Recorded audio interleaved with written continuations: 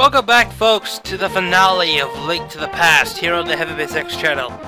Well, we've come so far, haven't we? We have 20 heart pieces, we have a red tunic, we have all our equipment, we have 100% efficient. We pretty much explored everything that we need to do. Just want to say, before we confront Ganon himself, I just want to thank everyone who actually been watching the series. As again, this was inspired by Nintendo Capri Sun, whose Zelda LPs are legendary. And now, in honor of this final episode, I will now proceed to kick the shit out of Ganon in the bathroom. So anyway, I never imagined a boy like you could give me so much trouble. It's unbelievable that you defeated my alter ego Agni, the Dark Wizard, twice. So Agni was the human form of that one, and he wants to conquer both Light World and Dark World. So essentially, this is the final boss battle. Ganon, the evil king of darkness, with his signature trident. He'll throw the trident and he'll teleport around. All you have to do is hit him. He'll go into multiple phases for this battle. The next one is fire bats. They're very, of course, they're not fire bats. They're like fire similar, but they turn into fire bats. You really can't avoid this. You have to be really, really good when it comes to dodging.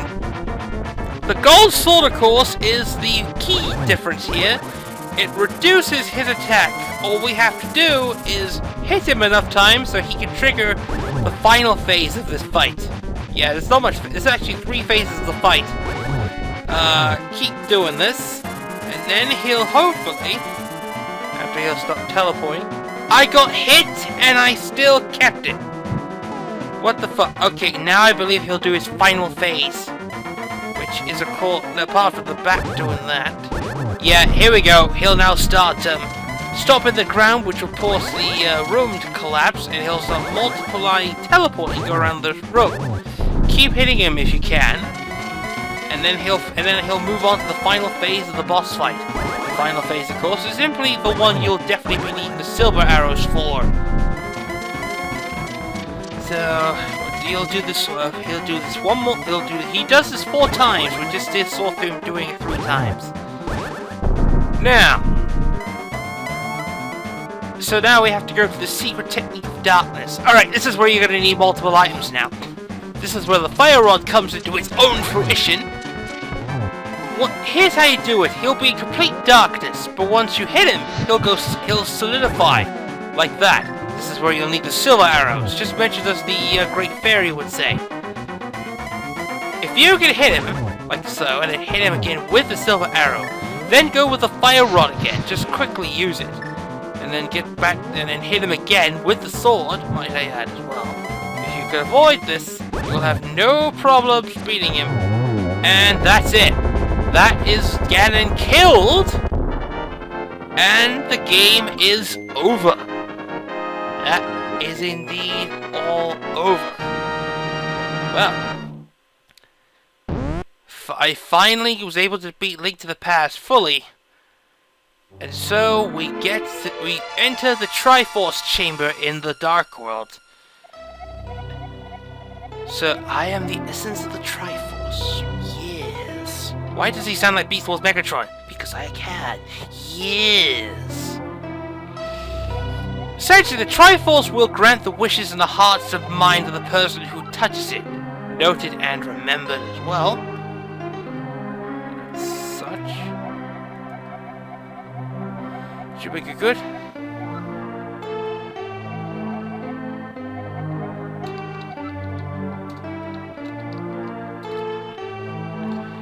So, all you have to do now, it pretty much reminds you of how ambitious the Wish-Bearer is. Since Ganon previously Ganondorf had the Triforce and corrupted it using his wish, he transformed the Golden Land into the Dark World, so the Sacred Realm no longer technically exists.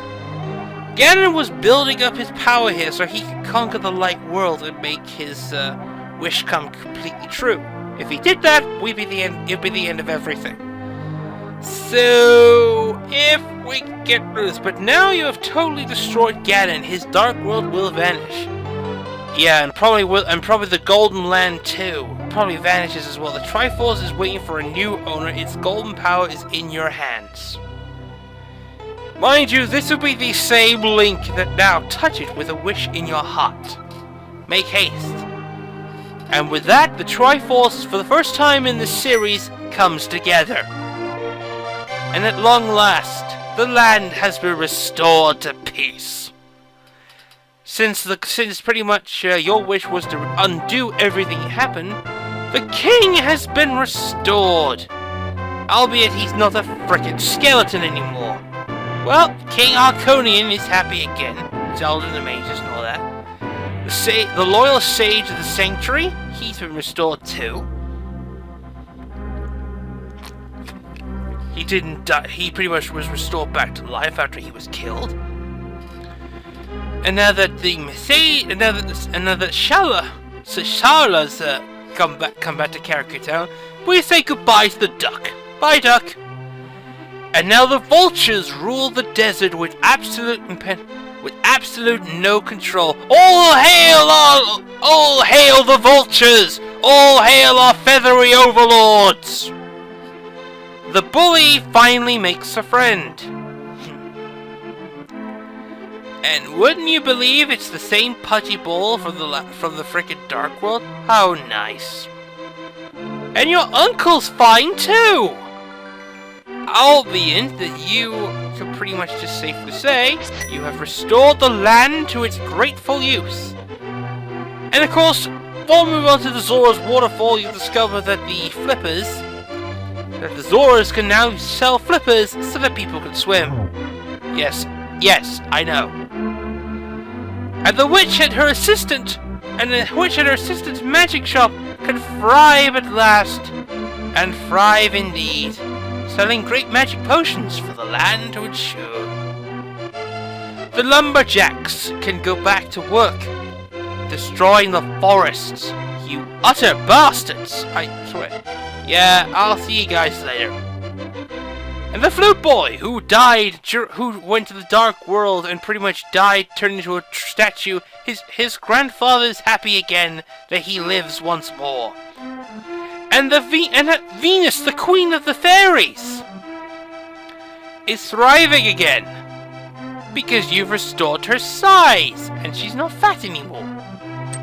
And the dwarven swordsmiths, who pound the crap out of metal, can enjoy their work again, and they thank us for reuniting them, which is good. And the bug-catching kid, who overcame his illness from the Death Mountain, he is healthy again, and everyone is saying farewell, because technically this game would not be this game and its entire universe would not be seen again.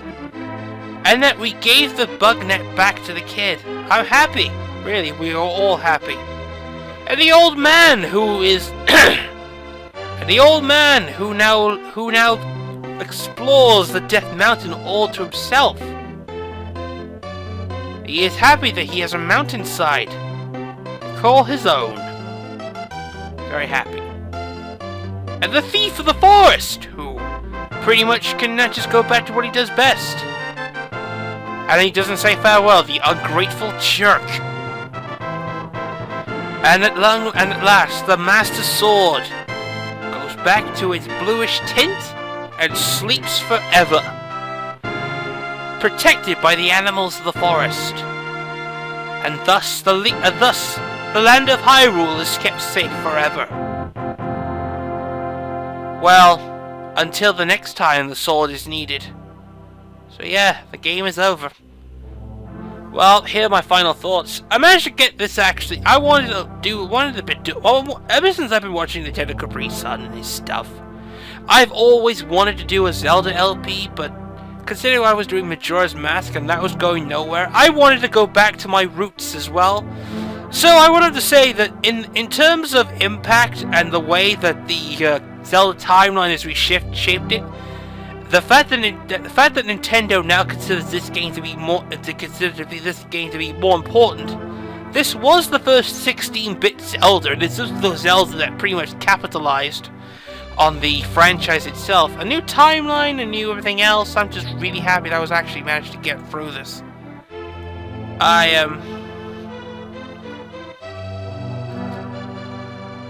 So yeah, I'm actually happy the way that's ended. I really do. So, I'd like to thank pretty much everyone who's been watching this. I'm not sure people who enjoy this as much as I do. I mean, I'm no huge LPer as much as anything else. The fact that I got this one, the core 3, the core 3 ones I started with, that be the Super Metroid, the Demon's Crest, and now this, alongside Sonic 2, and the six Mega Man games I did during the last summer. I'm really happy I did this. I am really happy I managed to get this done. It's a major achievement, at least for me, to finally beat this one. And the reason I did this is mostly due to the fact that I did the Zelda one for the Game Boy. Did the Zelda for the Game Boy Advance. I actually completed that. But the fucking problem was the fucker desynced. And it was just horrible. I just couldn't do it. And then someone else did. It's like, oh, son of a bitch. So yeah. I gotta thank Tim though. In his LPs of various Link's games in the past, looked through it and I just thinking, since he pretty much speedruns this game all the time, and well, I would just have to say I can't exactly speedrun a game like this. I mean, it's just too vast and too large. I mean, you would have to do it in, say, segments.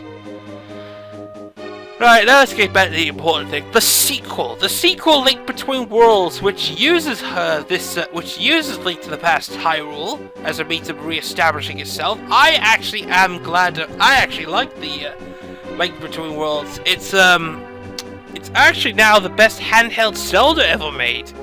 And that says a lot. When the story was technically predictable, I like the way they did the gate system. The magic, I like how they